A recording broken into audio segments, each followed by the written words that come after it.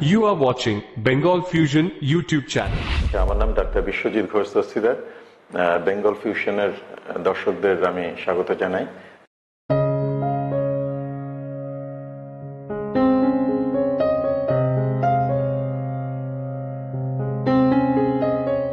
আজকে আমার বক্তব্য বিষয় হচ্ছে ডেঙ্গি, যেটা একেবারে সংবাদপত্রের শিরোনামে আর কি, সর্বত্র আর কি। এবং তার চেয়ে বড় কথা যে ডেঙ্গু তো প্রতি বছরই হচ্ছে, এ নিয়ে আমরা খুব চিন্তায় আছি আর কি। অতএব সবাইকেই সতর্ক হতে হবে, সবাইকে একটু বুঝতে হবে ব্যাপারটা কি।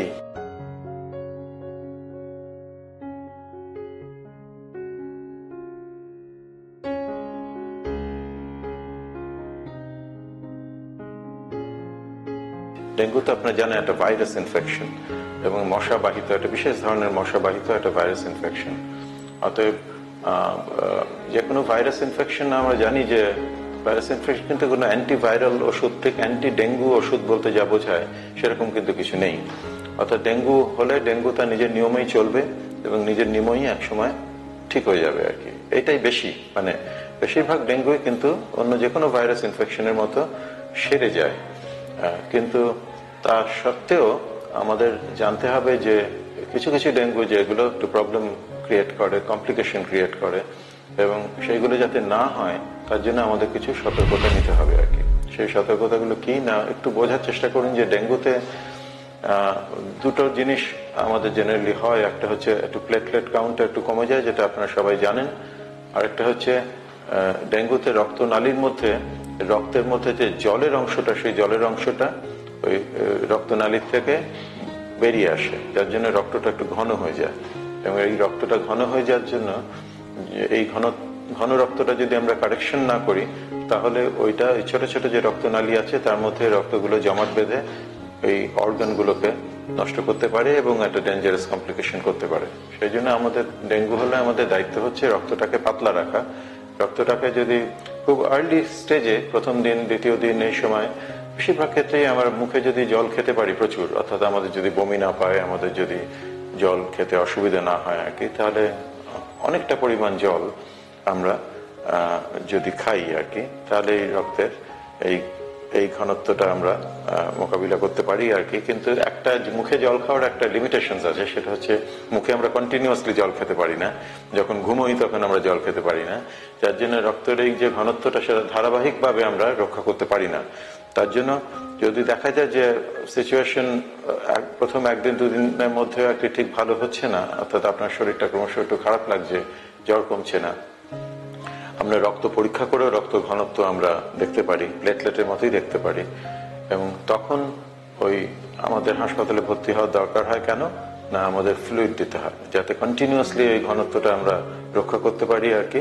তার জন্য আমাদের হাসপাতালে ভর্তি হতে পারে, এটাই হচ্ছে মেইন পারপাস।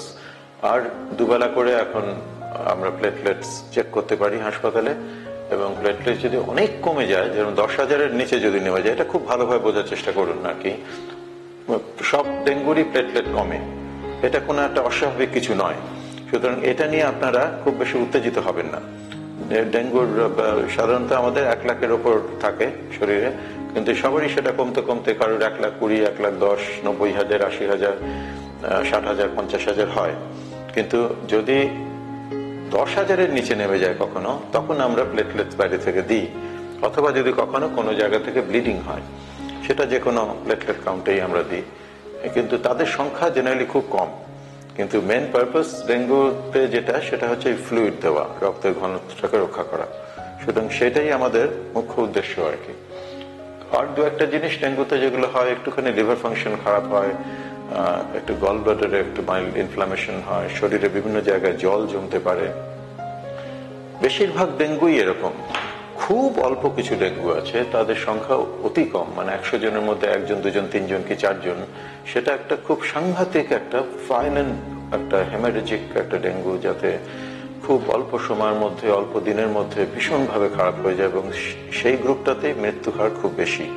আনফর্চুনেটলি এটা অনেক সময় আগে থেকে বোঝা যায় না, কাদের হবে সেটা কোনো প্রেডিক্ট করা যায় না। কোনো বয়স বা কোনো সেক্স বা কোনো বিশেষ কোনো গ্রুপ যেতে ভালনারেবল, সেরকম আমরা এখন পর্যন্ত আবিষ্কার করতে পারিনি।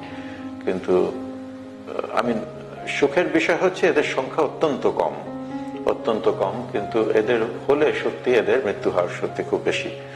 কিন্তু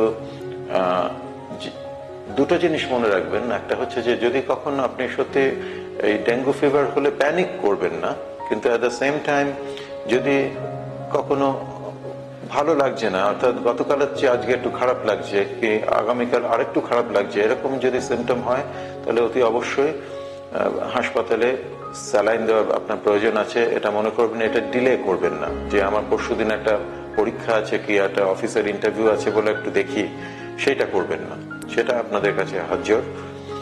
আবার তাই বলে একদিনের জ্বরে ঝপাং করে হাসপাতালে ভর্তি হবেন না প্যানিকড হয়ে আর কি, সেটাও কিন্তু ক্ষতি করছে আমাদের ভীষণভাবে। হাসপাতালে অমূল্য অনেক বেড অকুপাইড থাকছে, এই জন্য সেটাও ঠিক নয়। কিন্তু যেখানে আপনাদের একটু বিশেষ নজর দিতে হবে সেটা হচ্ছে কিছু কিছু ভালনারেবল গোষ্ঠী আছে, যেরকম ধরুন যাদের ক্রনিক হার্টের অসুখ আছে, যাদের ডায়াবেটিস আছে, বৃদ্ধ, ভেরি ইয়াং, এই যে কিছু ভালনারেবল গ্রুপ, প্রেগনেন্ট লেডিস, এদের ক্ষেত্রে কিন্তু আপনাকে একটু উঠে পড়ে লাগতে হবে শুরু থেকেই। তখন যদি একটু আর্লি ব্যবস্থা নেন, আর্লি অ্যাডমিশন নাও, তাতে কোনো দোষ নেই। সেই দিকটা কিন্তু নজর রাখতে হবে, অর্থাৎ ঠিক সতর্কতা রক্ষা করাটা আমাদের খুব প্রয়োজন। এছাড়া তো পাবলিক হেলথ যে প্রসিডিওর আছে সেগুলোতে আমাদের আপনাদের যারা পুরপিতা বা যারা তারা তো আপনাদের যা যথাযথ ব্যবস্থা নিচ্ছেন সে বিষয়ে আমি আর কিছু বলছি না, কিন্তু মেডিকেল ট্রিটমেন্ট সংক্রান্ত এই আমার বক্তব্য। নমস্কার।